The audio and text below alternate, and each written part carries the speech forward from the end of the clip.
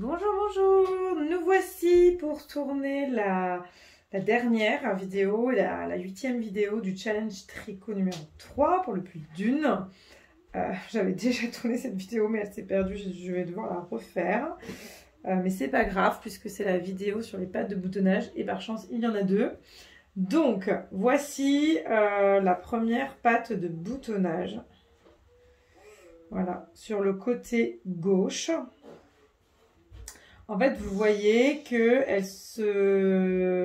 les mailles sont verticales et non horizontales. Souvent, quand on fait une patte de boutonnage, on reprend des mailles tout le long et ensuite on tricote et ça fait plutôt des lignes horizontales. Et bien là, c'est vertical puisque c'est une autre technique et c'est une technique que j'aime beaucoup. Je trouve que c'est vraiment très joli. Ça, c'est la patte de boutonnage donc du devant gauche ou alors du dos droit, on ne sait pas trop, mais si vous le prenez en cardigan, c'est votre devant gauche. Et c'est la patte de boutonnage sur laquelle vous viendrez mettre les boutons, donc c'est celle où il n'y a pas de trou, il n'y a pas de jeté.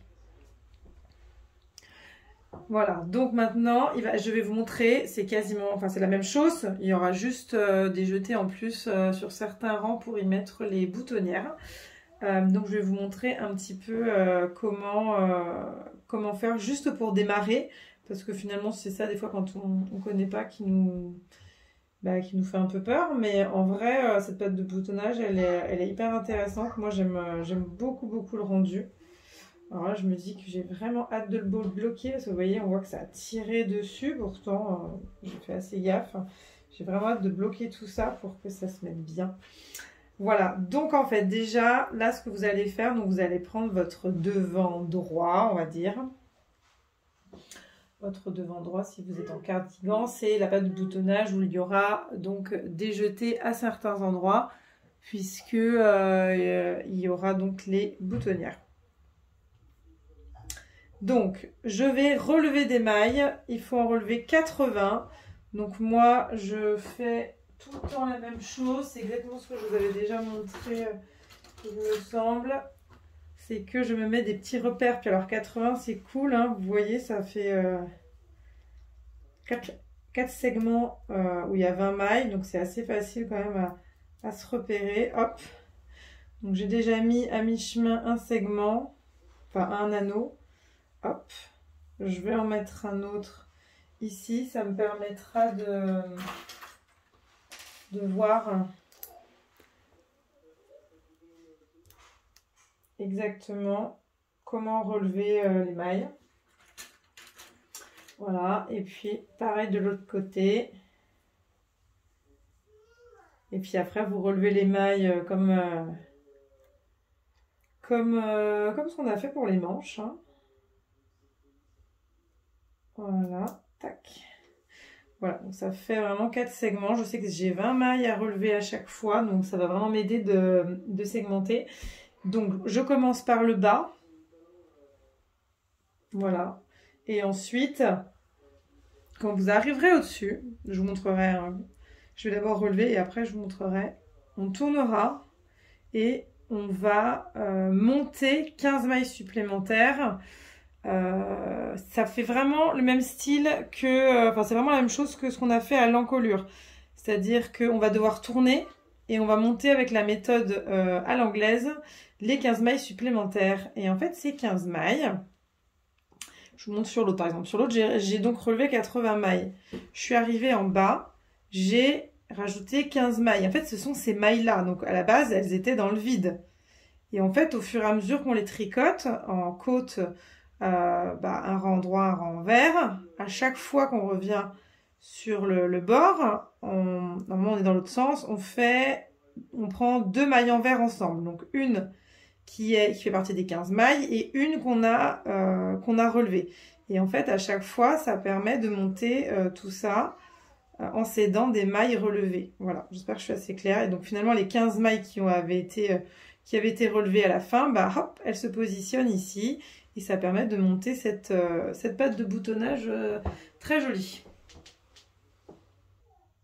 Alors, moi j'ai donc relevé les mailles, j'en ai pas 80. C'est ce que j'avais remarqué sur l'autre côté, elle a marqué relever une maille sur 2. Moi, si je fais... Là, j'ai vraiment fait une maille sur 2 et clairement, il m'en manque au moins 5. 6 et encore sur la fin, j'ai quand même serré. Donc, en fait, soit vous faites un peu au feeling, c'est-à-dire, moi, je dirais plutôt même 2 mailles sur 3, plutôt. Soit bah, vous relevez de façon homogène et puis c'est pas grave si vous n'avez pas pile poil le nombre de mailles. Je pense que sur ce genre de choses, il faut lâcher du lest. On a tendance à être un petit psychopathe, on veut le même nombre de mailles, on veut que ce soit comme elle a dit, mais en fait là clairement je l'avais vu sur la première patte. Si je fais une sur 2, je n'ai pas le taf. Voilà. Donc c'est pas grave, ça n'a absolument pas d'importance tant que ça reste voilà, quelque chose qui est quand même assez proche. Donc voilà, donc moi je partais du bas vers le haut. Cette fois je me mets sur l'envers et je vais relever 15 mailles. Voilà, hop, vous voyez bien, c'est exactement le même montage que au tout début. Donc je passe mon aiguille entre les 2 mailles, je tourne, je tire et hop, voilà. Voilà, je passe entre les 2, je tourne, on essaie de pas trop serrer, je retire, hop, 2, et je tire un peu, voilà, pas trop, sinon ça tire, sinon c'est trop serré. Voilà, et 3, et donc il nous en faut 15 supplémentaires. Il vous faudra, avec des marqueurs, indiquer le placement de vos boutonnières. Moi, je ne vais pas le faire là tout de suite parce que je vais déjà vous montrer comment on démarre, mais c'est tout, ça je le ferai après. Donc là, vous allez commencer sur un rang envers et vous commencez par une maille envers. En fait, voilà, il y a les 2 rangs de montage à faire. Après, clairement, il n'y a rien de... Donc, on est en côte 1-1.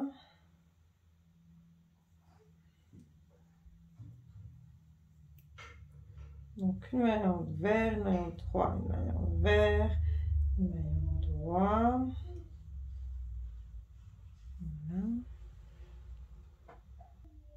Et voilà, et donc en fait là, je viens de faire ma maille en droit avec l'avant-dernière maille. Je repasse devant et là, je vais donc prendre les 2 mailles qui arrivent. Donc c'est une qui était... montée et une qui avait été la dernière qui avait été relevée. Hop, je les prends ensemble et je fais 2 mailles ensemble envers. Ensuite, je tourne mon ouvrage et je repars toujours par une maille en droit comme les mailles ont été comme elles se présentent en fait. Et en fait, vous faites ça à chaque fois jusqu'à ce que évidemment vous arriviez à un rang où vous devez faire vos boutonnières.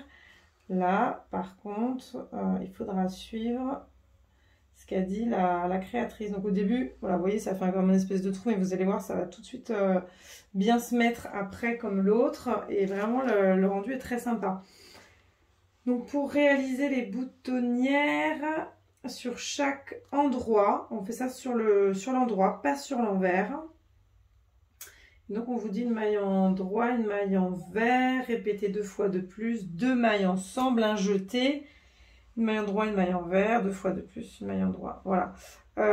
En fait, vous suivez ce rang-là qui sera le rang où vous avez mis votre marqueur et ça doit se faire sur l'endroit. Vraiment, vous suivez, c'est vraiment pas très compliqué, quoi. En fonction des boutons choisis, diamètre et épaisseur, il sera peut-être nécessaire de réaliser des boutonnières en faisant un double jeté au lieu d'un jeté. Ouais, si vous prenez des gros boutons, il faudra faire un double jeté. En fait, le jeté, il sert à faire un trou.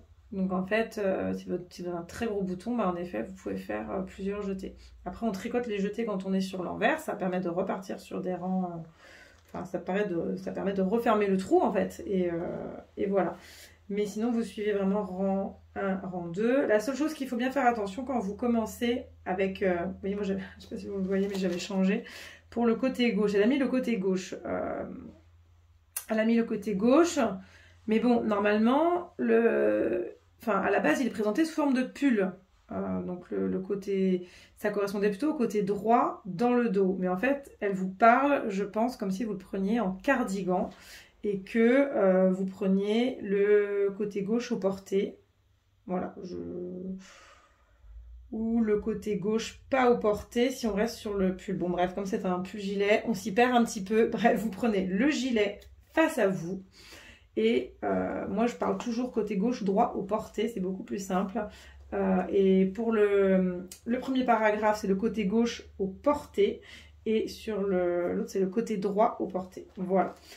Quand vous avez une chemise, c'est toujours sur votre côté gauche que vous avez les boutons qui sont cousus. Et sur votre côté droit, il y a les boutonnières. Et c'est chez les femmes, chez les hommes, c'est dans l'autre sens. Bref, même si vous vous trompiez, franchement, ce serait vraiment pas très très grave. Voilà, donc ensuite nous avons, je ne l'ai pas ressorti, l'encolure. L'encolure, je ne vais pas vous la montrer, ça va être très simple. Vous allez devoir eh bien, relever des mailles et puis relever des mailles à partir de vos pattes de boutonnage tout le long. Et puis après, vous partez en côte 1-1 et après voilà, c'est terminé. Voilà, on y est presque. Vous allez voir, cette technique de patte de boutonnage, elle est vraiment très sympa à faire. Donc, eh bien, je vous laisse. J'espère que vous me montrerez vos réalisations, même si vous ne me les montrez pas, vous ne les postez pas sur Instagram, c'est pas grave du tout, mais envoyez-les moi par message, par mail, par DM sur Instagram. Je serai ravie de voir toutes vos réalisations. Voilà, et je vous dis à bientôt pour un prochain challenge.